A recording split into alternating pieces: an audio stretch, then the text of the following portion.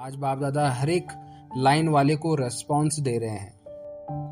पहली गलती तो यह है कि शरीर को क्यों देखते हो। तुमको तो मस्तक में आत्मा को देखना है ना, मस्तक में मणि है ना। मस्तक में मणि के बजाय सांप को क्यों देखते हो, जिससे विष की प्राप्ति हो जाती है। पहली गलती तो यह करते हो कि जो मस्तक के बजाय शरीर को देखते हो।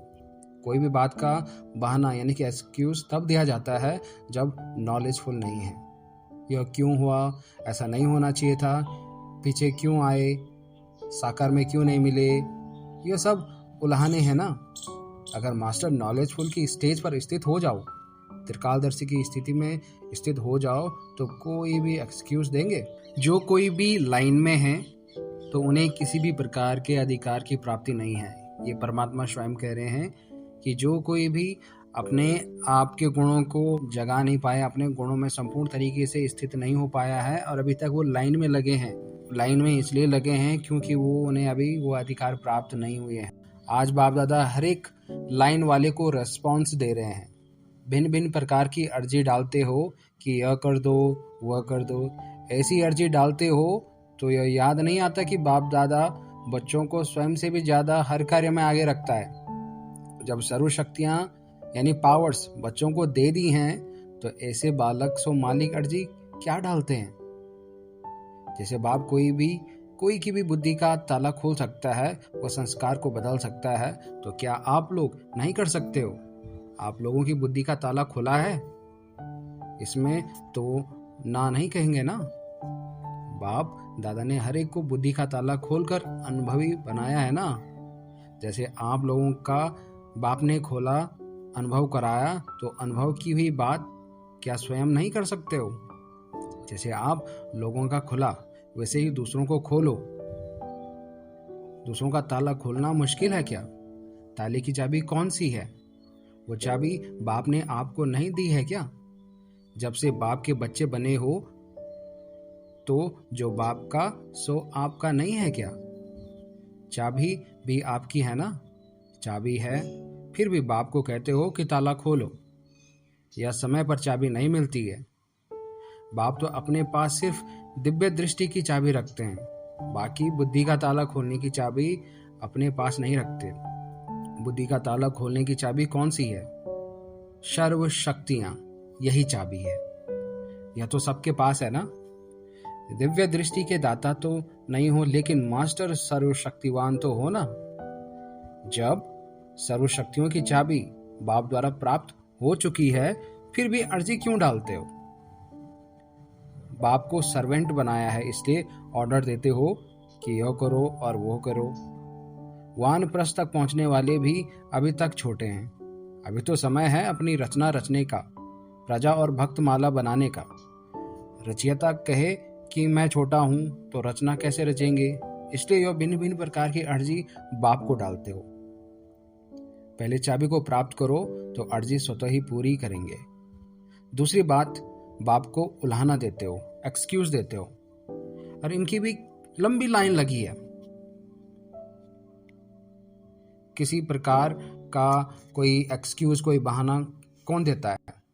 कोई भी बात का बहाना यानी कि एक्सक्यूज तब दिया जाता है जब नॉलेजफुल नहीं है। यह क्यों हुआ, ऐसा नहीं होना चाहिए था, पीछे क्यों आए, साकार में क्यों नहीं मिले, ये सब उलाहने हैं ना। अगर मास्टर नॉलेजफुल की स्टेज पर स्थित हो जाओ, त्रिकालदर्शी की स्थिति में स्थित हो जाओ, तो कोई भी एक्सक्यूज देंगे। क्या एक्सक्यूज या बहाने से साकार तन के मिलने की प्राप्ति हो सकेगी। जब बीत चुका हुआ पार्ट फिर से रिपीट होगा क्या। वो तो फिर 5000 वर्ष बाद रिपीट होगा। तो नॉलेजफुल की स्टेज पर स्थित होने वाला कभी भी किसी प्रकार का एक्सक्यूज नहीं देगा। एक्सक्यूज यानी नॉलेज की कमी और लाइट माइंड की कमी। तीसरी बात, कंप्लेंट्स करते हो, वो भी लंबी क्यों है ना। इसकी भी लंबी कतार लगी है। भिन्न भिन्न प्रकार की कंप्लेंट्स करते रहते हो। योग नहीं लगता, व्यर्थ संकल्प बहुत आते हैं, या फलानी शक्ति धारण नहीं कर सकते। इन कंप्लेंट्स का कारण क्या है। इन कंप्लेंट्स का कारण है व्यर्थ संकल्प, वेस्ट थॉट। मुख्य कंप्लेंट मेजॉरिटी की यह दिखाई देती है। दूसरी मुख्य कंप्लेंट है वृत्ति और दृष्टि चंचल होती है। यह दोनों कंप्लेंट्स तब तक हैं जब तक रोज की मुरली द्वारा जो डायरेक्शन मिलती रहती हैं उन डायरेक्शंस को यानी मुरली को ध्यान से सुनकर और ध्यान धारण नहीं करते। मुरली तो ध्यान से सुनते हैं लेकिन धारण नहीं करते हैं। व्यर्थ संकल्प चलने का मूल कारण यह है जो ज्ञान का खजाना हर रोज बाप द्वारा मिलता है उस खजाने की कमी है। अगर सारा समय ज्ञान रत्नों से खेलने में व ज्ञान खजाने को देखने में सुमिरन करने में बुद्धि को बिजी रखो तो क्या व्यर्थ संकल्प आ सकते हैं? पहले अपने आप से पूछो कि क्या मेरी बुद्धि सारा दिन ज्ञान के सुमिरन में व विश्व कल्याण के प्लान्स बनाने में बिजी रहती है? जैसे इस फिजिकल रीति में भी कोई कार्य में बुद्धि बिजी रहती है तो दूसरे संकल्प व दूसरी बातें नहीं आती हैं क्योंकि बुद्धि बिजी है। आप लोगों की भी जिम्मेदारी व बाप द्वारा जो कार्य मिला है वह कितना बड़ा है और अब तक भी कार्य कितना रहा हुआ है। अभी विश्व की टोटल आत्माओं के हिसाब से 5 पांडव निकले हो। इतना रहा हुआ कार्य और साथ साथ अपने विकर्मों को भस्म करने का कार्य है। कितने जन्मों के बोझ को भस्म करना है? 63 जन्मों के पाप कर्मों के खाते को भस्म करना है। साथ साथ ज्ञान के खजाने को सुमिरन करते रहो तो क्या समय बच सकता है या कम पड़ेगा? 3 बातें सुनाई। एक तो ज्ञान खजाने के सुमिरन करने का कार्य, दूसरा विकर्म भस्म करने का कार्य, तीसरा विश्व के कल्याण का कार्य। ये तीनों ही विशेष और बेहद के कार्य हैं। इतना बुद्धि का काम होते हुए भी बुद्धि फ्री कैसे रह सकती है? फुर्सत कैसे मिलती है आप लोगों को? विश्व के कल्याण का कार्य समाप्त कर लिया है क्या? विकर्म भस्म कर लिए हैं क्या? इतनी कारोबार चलाने वाले व इतने बड़े कार्य के निमित्त बनी हुई आत्माएं फ्री रहें तो क्या उसको क्या कहा जाए? अपने कार्य की नॉलेज नहीं व स्वयं को चलाने की नॉलेज नहीं या अपनी दिनचर्या को सेट करने की नॉलेज नहीं। आजकल कौरव यानी कि जो अपने बॉडी कॉन्शियस में है, आजकल कौरव गवर्नमेंट के छोटे छोटे कलर भी टाइम टेबल सेट करते हैं, सेट कर सकते हैं।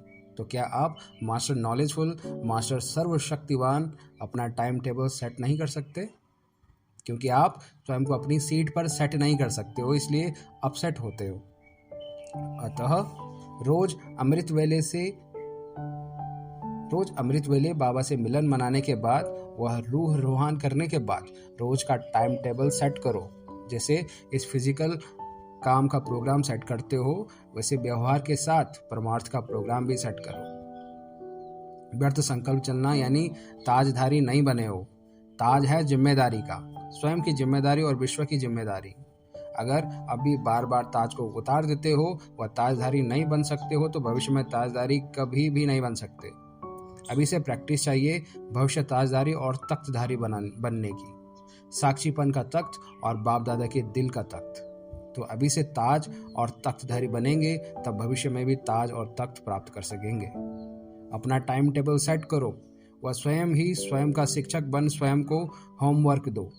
जैसे शिक्षक स्टूडेंट को होमवर्क देते हैं ना, इसमें बुद्धि बिजी रहे। इस प्रकार रोज अपने को होमवर्क दो और फिर साक्षी होकर चेक करो कि होमवर्क में बिजी हैं या माया के आकर्षण में होमवर्क भूल गए हैं। तो फिर कंप्लेंट समाप्त हो जाएगी। दूसरी बात है वृत्ति और दृष्टि के चंचल होने की। प्रेजेंट समय भी मेजॉरिटी की रिजल्ट में देखें तो 50% अभी भी हैं जिनकी यह कंप्लेंट है। संकल्प में, सपनों में और कर्म में और वृत्ति और दृष्टि चंचल होती है। वृत्ति और दृष्टि चंचल क्यों होती है? कोई भी चीज चंचल क्यों होती है? क्या कारण है? कोई भी चीज हिलती क्यों है? हिलने की मार्जिन है तभी तो हिलती है। अगर वह फुल यानी कि संपन्न हो तो हिलेगी। जैसे पानी है, पानी एक गागर में रखा है, अगर फुल है तो छलकेगा नहीं, आधा है तो छलकेगा। तो दृष्टि और वृत्ति चंचल होने का कारण यह है जो बाप ने स्मृति सुनाई उसके बजाय विस्मृति की मार्जिन है तब हिलती है, वह चंचल होती है। अगर सदा स्मृति स्वरूप हो, स्मृति संपन्न हो तो वृत्ति और दृष्टि को चंचल होने की मार्जिन नहीं मिल सकती। मार्जिन यानी कि छूट। इसलिए इसके लिए बहुत छोटा सा स्लोगन भूल जाते हो। लौकिक में भी कहते हैं, यानी कि इस फिजिकल वर्ल्ड में भी कहते हैं, बुरा ना देखो, बुरा ना सोचो और बुरा ना सुनो। अगर इस स्लोगन को भी सदा याद रखो व प्रैक्टिकल में लाओ कि यह देह को देखना यानी बुरा देखना है, देहधारी प्रति सोचना व संकल्प करना यह बुरा है, देहधारी को देहधारी समझ उसे बोलना यह बुरा है। इसलिए अगर यह साधारण स्लोगन भी प्रैक्टिकल में लाओ तो दृष्टि और वृत्ति चंचल नहीं होगी। जिस समय वृत्ति और दृष्टि चंचल होती है तो उस समय स्वयं को यह समझना चाहिए कि क्या मैंने सर्व संबंधों की सर्व रसनाएं बाप द्वारा प्राप्त नहीं की हैं, कोई रस रह गया है जिस कारण दृष्टि और वृत्ति चंचल होती है। जिस संबंध से भी वृत्ति और दृष्टि चंचल होती है उसी संबंध की रचना यदि बाप से लेने का अनुभव करो तो क्या दूसरी तरफ दृष्टि जाएगी? समझो कोई मेल की फीमेल की तरफ दृष्टि जाती है या फीमेल की मेल की तरफ दृष्टि जाती है तो बाप से सर्व संबंध के रस व स्नेह का अनुभव न होने के कारण देहधारी में वृत्ति और दृष्टि चंचल होती है। ऐसे समय में बाप को धर्मराज के रूप में सामने लाना चाहिए और स्वयं को एक कौरव, नरकवासी व विष्ठा का कीड़ा समझना चाहिए और सामने देखो कि कहाँ मास्टर सर्वशक्तिवान और कहाँ मैं। इस समय क्या बना हूँ, क्या बन गया हूँ? कौरव, नरकवासी, विष्ठा का कीड़ा, ऐसे स्वयं का रूप सामने लाओ और तुलना करो कि कल क्या था और अब क्या हूँ। तख्त नशीन से क्या बन गया हूँ, तख्त ताज को छोड़कर क्या ले रहा हूँ, गंदगी। तो उस समय क्या बन गए? गंदगी को देखने वाला व धारण करने वाला कौन हुआ? गंदा काम करने वाले को क्या कहते हैं? बिल्कुल जिम्मेवार आत्मा से जमादार बन जाते हो। क्या ऐसे को बाप दादा टच कर सकता है? क्या इसने दृष्टि दे सकता है? अर्जी मान सकता है? कंप्लेंट व एक्सक्यूज सुन सकता है? इतने नॉलेजफुल होने के बाद भी वृत्ति और दृष्टि चंचल हो तो उसे भक्त आत्मा से भी गिरी हुई आत्मा कहेंगे। भक्त भी किसी युक्ति से अपनी वृत्ति को स्थिर करते हैं तो मास्टर नॉलेजफुल भक्त आत्मा से भी नीचे गिर जाते हैं। तो क्या ऐसी आत्मा की कोई प्रजा बनेगी? जमादार की कोई प्रजा नहीं बनेगी, वो स्वयं प्रजा बनेंगे। अपना एक फोटो निकाल रखो, जैसे कोई गंदगी उठाने वाला हो और टोकरे पर गंद का उठाया हो, ऐसा चित्र निकाल बुद्धि में रखो। जिस समय वृत्ति और चंचल होती है उस समय वो फोटो देखो। जैसे बाप दादा ने भविष्य प्रारब्ध की फोटो निकलवाई, क्योंकि चित्र को देख चरित्र स्मरण आएगा। ऐसा चित्र जब सामने आएगा तो क्या शर्म व लज्जा नहीं आएगी? एक तरफ मास्टर सर्वशक्तिवान का चित्र, दूसरी तरफ वो चित्र रखो जो अपने आप ही मालूम पड़ जाएगा कि हम क्या बन गए। मास्टर सर्वशक्तिवान के आगे अभी तक भी वृत्ति और दृष्टि का चंचल होना शोभता नहीं है। पहली गलती तो यह है कि शरीर को क्यों देखते हो? तुमको तो मस्तक में आत्मा को देखना है ना, मस्तक में मणि है ना। मस्तक में मणि के बजाय सांप को क्यों देखते हो, जिसमें विष की प्राप्त हो जाती है? पहली गलती तो यह करते हो कि जो मस्तक के बजाय शरीर को देखते हो। कई कंप्लेंट करते हैं कि वातावरण और संग ऐसा है, साथी ऐसे हैं, दफ्तर में बिजनेस में काम करना पड़ता है, संपर्क में आना पड़ता है, संपर्क में आते बातचीत करते मस्तक के सिवाय और कहीं देखते ही क्यों हो? दूसरी बात, वातावरण के वशीभूत होने वाले अपने आप से पूछें कि हमने बाप के साथ साथ किस बात का ठेका उठाया है। ठेकेदार हो ना आप सब लोग। नर्क को बदलकर स्वर्ग बनाना, प्रकृति के तमोगुण को सतोगुण में परिवर्तन करना, यह ठेका उठाया है ना। प्रकृति को बदलने वाले स्वयं ही बदल जाते हैं क्या? ठेका उठाया है 5 तत्वों को बदलने का और वशीभूत फिर वातावरण के हो जाते हो। जिस समय वातावरण के वशीभूत हो जाते हो, वशीभूत यानी कि कंट्रोल में आ जाते हो, उस समय इस फिजिकल उदाहरण सामने रखो। अगरबत्ती कब वातावरण के वशीभूत नहीं होती? अगरबत्ती कि कहीं पे गंदगी है तो वो गंदगी नहीं फैलाती, वो खुशबू ही फैलाती है। वातावरण को बदलने के लिए अगरबत्ती है। तो आपकी रचना में अगरबत्ती बनने वाला कौन? मनुष्य आत्मा। तो आपकी रचना में यह विशेषता है और रचयिता में नहीं। तो रचयिता हुए या कमजोर हुए, इस कंप्लेंट को भी अपनी स्मृति और युक्ति द्वारा समाप्त करो। मुख्य यह 2 कंप्लेंट्स हैं। एक दो पार्टी से मिलते हो तो यह कंप्लेंट ही विशेष होती है। इसलिए ड्रामा अनुसार बार बार यही बातें करना और बार बार बाप द्वारा यही शिक्षा मिलना, इसका भी हिसाब किताब बनता है। इसलिए ड्रामा अनुसार अब तक भी सोशल स्पेशल सर्विस लेना यह भी पार्ट समाप्त हो रहा है। इसमें भी रहस्य है। वही बात कई बार पूछते हैं, एक वर्ष वायदा करके जाते हैं कि अगले वर्ष यह कंप्लेंट नहीं होगी, दूसरे वर्ष फिर दोबारा कहते हैं अगले वर्ष नहीं होगी। जो वर्ष बीता वो किस खाते में गया? समझते हैं बाप दादा को वायदा भूल जाता है। समझते बाप दादा को क्या याद होगा? बाप दादा को सबके वायदे याद रहते हैं, लेकिन बाप दादा बच्चों का डिसरिगार्ड नहीं करते। सामने बैठ कहें कि वायदा नहीं निभाया, यह भी डिसरिगार्ड है। जब सिर का ताज बना रहे हैं, स्वयं से भी आगे रख रहे हैं, तो ऐसी आत्मा का डिसरिगार्ड कैसे करेंगे? इसलिए मुस्कुराते हैं। ऐसे नहीं कि याद नहीं रहता, आत्माओं को तो चला देते हैं। निमित्त बनी हुई टीचरों को बड़ी चतुराई से चला देते हैं।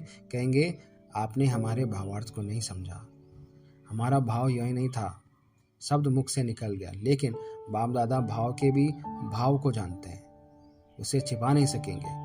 टीचर फिर भी समझेंगे मेरे से गलती हो सकता है, लेकिन बाप से तो नहीं हो सकती है ना। इसलिए अब छोटी छोटी बातों के लिए समय नहीं, यह भी व्यर्थ में ऐड हो जाता है। बाप से जितनी मेहनत लेते हो उतना रिटर्न करना होगा। व्यक्त रूप में मेहनत ली, अव्यक्त रूप में भी कितने वर्ष हो गए, 6वां वर्ष चल रहा है। अव्यक्त रूप में भी 6 वर्ष इन्हीं बातों पर शिक्षा मिलती रही। अब तक भी वही शिक्षा चाहिए।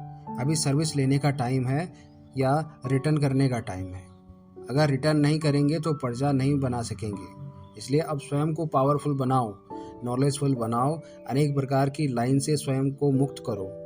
युक्ति जो मिलती है उसको काम में नहीं लगाते हो, इसलिए मुक्त नहीं हो पाते। अच्छा, यह हुआ क्यू का रिस्पॉन्स। अब बाप दादा बच्चों से विदाई लेते हैं। अच्छा, ओम शांति। इसका सार था, इस मुरली का सार, साक्षीपन का तख्त, बाप दादा का दिल तख्त और विश्व के राज्य भाग्य का तख्त। इन तीनों तख्तों का अधिकारी बाप के पास किसी भी प्रकार की क्यू में नहीं होगा। बुद्धि का ताला खोलने की चाबी है सर्वशक्तियाँ। इनको प्राप्त करने से भिन्न भिन्न प्रकार की अर्जियां बाप दादा के पास डालने बंद हो जाएंगे। नॉलेजफुल और त्रिकालदर्शी की स्टेज पर स्थित होने वाला कभी भी किसी भी प्रकार का एक्सक्यूज नहीं देगा। रोज की मुरली द्वारा जो डायरेक्शन मिलती रहती है, उन डायरेक्शन यानी मुरली को ध्यान से सुनकर और उसे धारण करने से व्यर्थ संकल्प और वृत्ति और दृष्टि का चंचल होना, यह दोनों मुख्य कंप्लेंट समाप्त हो जाएंगी।